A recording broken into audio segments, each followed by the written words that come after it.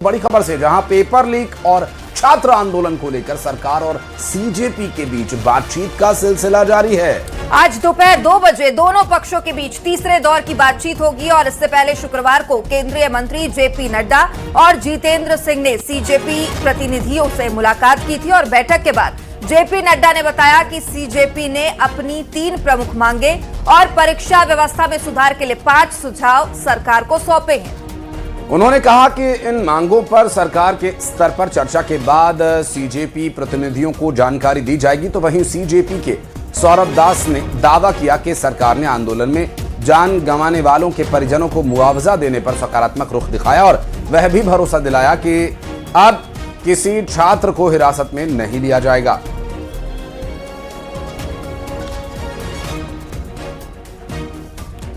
तो आज दोपहर 2 बजे अब तीसरे दौर की बातचीत होगी और इससे पहले भी केंद्रीय मंत्री से सीजेपी के प्रतिनिधियों ने मुलाकात की थी और परीक्षा सुधार के लिए कुछ सुझाव भी दिए थे और आज फिर से ये बैठक होने वाली है।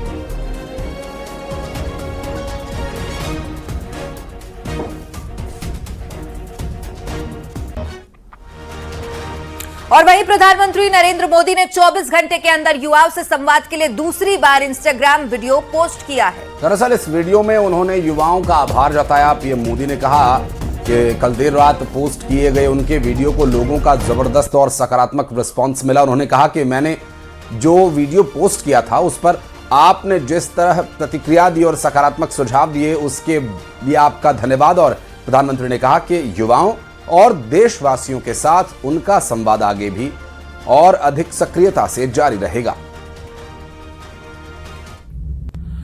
Thank you friends. कल देर रात आपसे मिलने का मौका मिल गया।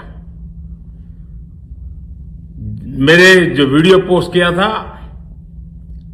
उसको जिस प्रकार से आपने रिस्पॉन्ड किया, सकारात्मक सुझाव दिए, थैंक्स टू एवरीबॉडी। ये आपका प्यार बना रहेगा, हमारा नाता और अधिक सक्रियता से जुड़ता रहेगा। थैंक यू दोस्तों। और प्रधानमंत्री नरेंद्र मोदी के इंस्टाग्राम पर पोस्ट किए गए वीडियो ने व्यूज के मामले में एक नया ही रिकॉर्ड बना दिया है। दावा है कि पेपर लीक पर युवाओं को संबोधित करते हुए पोस्ट की गई पीएम मोदी के वीडियो को पहले ही 24 घंटे में 30 लाख यानी कि 303 मिलियन से ज्यादा व्यूज मिले हैं और दावा यह भी कि ये 24 घंटे में सबसे ज्यादा देखी गई इंस्टाग्राम रील है। और इसके साथ ही प्रधानमंत्री के इंस्टाग्राम अकाउंट पर फॉलोअर्स की संख्या में भी करीब 10 लाख की बढ़ोतरी यानी 1 मिलियन फॉलोअर्स और जुड़ गए हैं प्रधानमंत्री नरेंद्र मोदी के इंस्टाग्राम हैंडल से।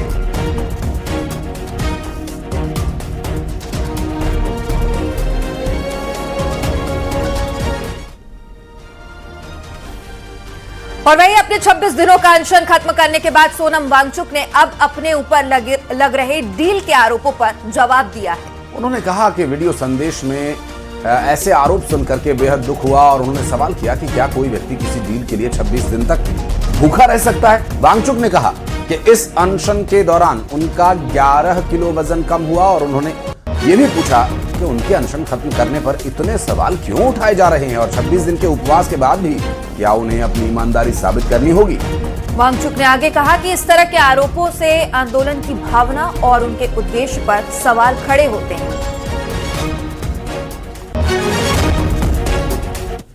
लड़के अपने भाइयों और बहनों के छात्रों के लिए 26 दिन भूखा रहने के बाद, जिसमें कि मेरे 11 किलो शरीर खत्म हो चुका है, मसल्स चले गए हैं, ऑर्गन और दिमाग पर इरिवर्सिबल डैमेज लगभग होने के कागार पर पहुंचा है और वो भी लद्दाख की कड़कती ठंड से दिल्ली की तपती धूप में बैठकर ये सब करने के बाद क्या मुझे किसी से कैरेक्टर सर्टिफिकेट लेनी होगी कि मेरा अनशन कितना पवित्र था?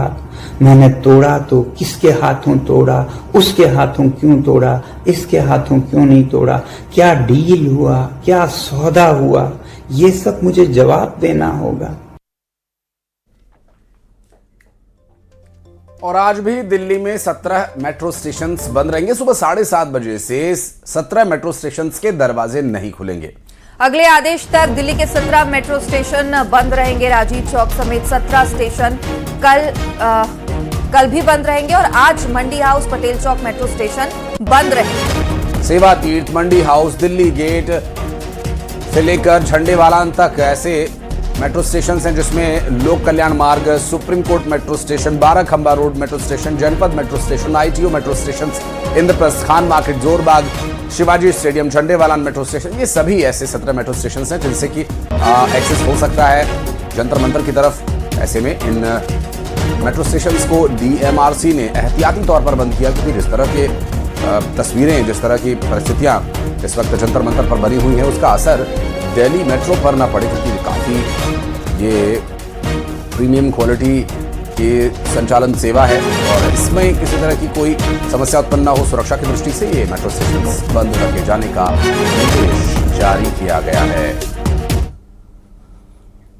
और वहीं अब खबर मध्य प्रदेश से, जहां 4 फास्ट ट्रैक कोर्ट का गठन किया गया है। पेपर लीक मामलों के लिए इन फास्ट ट्रैक कोर्ट का गठन किया गया है। आपको बता दें कि हाई कोर्ट ने गठित की 4 fast track court. Bhopal, Indore, Jabalpur, Gwalior में ये फास्ट ट्रैक कोर्ट गठित किए गए और हाई कोर्ट ने 4 फास्ट ट्रैक कोर्ट के जजेस की नियुक्ति भी कर दी और आज से ही ये नई व्यवस्था लागू भी हो गई है। तो भोपाल में सेशन जज प्रवीण पटेल की फास्ट ट्रैक कोर्ट गठित की गई है। इंदौर में सेशन जज सुभद्रा सिंह की फास्ट ट्रैक कोर्ट गठित की गई। इसके अलावा जबलपुर में सेशन जज आनंद कुमार सहलाम और ग्वालियर में सेशन जज विशाल अखंड की फास्ट ट्रैक कोर्ट गठित की गई है। हाईकोर्ट ने प्रदेश के विधि विभाग को नोटिफिकेशन की कॉपी भी भेजी है।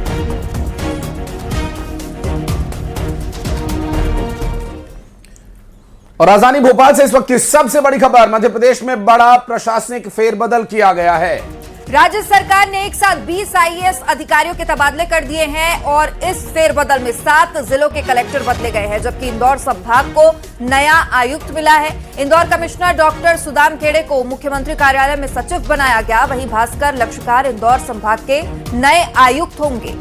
रतलाम, अनूपपुर, शहडोल, मंदसौर, आगर मालवा, खरगोन समेत कई जिलों के कलेक्टर्स की नियुक्ति की गई। तबादलों को प्रशासनिक स्तर पर बड़ा बदलाव माना जा रहा है और ऐसे में इस बदलाव का प्रशासनिक सेवाओं पर सकारात्मक असर पड़े, इस बात की उम्मीद की जा रही है। और भोपाल से इस वक्त एक और बड़ी खबर सामने आ रही है, जहां अब अतिथि शिक्षकों को बड़ी राहत दी गई है। रीजॉइनिंग नियमों में बड़ी छूट दी गई है। 90% अटेंडेंस की शर्त खत्म हो गई। अतिथि शिक्षकों के लिए ये नया आदेश जरूर कुछ राहत लेकर आएगा और चूंकि जिस तरह से अब तक ये पूरी परिस्थितियां देखने को मिल रही थी, ऐसे में अतिथि शिक्षकों के लिए रीजॉइनिंग के नियमों में छूट, 90% की अटेंडेंस के मामले में जो बाध्यता थी वो बाध्यता अब खत्म होगी। अतिथि शिक्षकों के लिए एक बड़ी राहत की खबर। रीजॉइनिंग में नियमों की छूट के साथ साथ जो 90% ई अटेंडेंस की अनिवार्यता एक समस्या बनी हुई थी अतिथि शिक्षकों के लिए, इससे काफी राहत मिलेगी।